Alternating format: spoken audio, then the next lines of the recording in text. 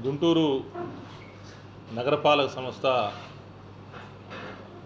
council సమావేశం నిర్వహించాలని చెప్పేసి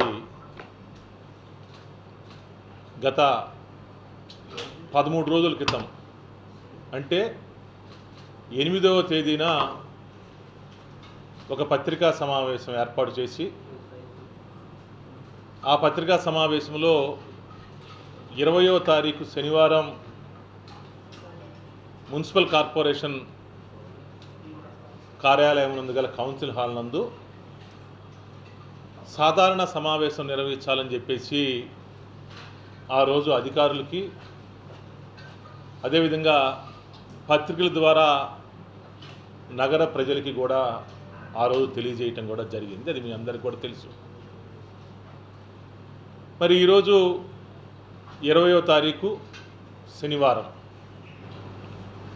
కానీ ఇంతవరకు అంటే మున్సిపల్ యాక్ట్ ప్రకారం ఒక మేయరు కౌన్సిల్ సమావేశం నిర్వహించడానికి ఒక తేదీని నిర్ణయించి ఆ తేదీని అధికారులకి దానితో పాటు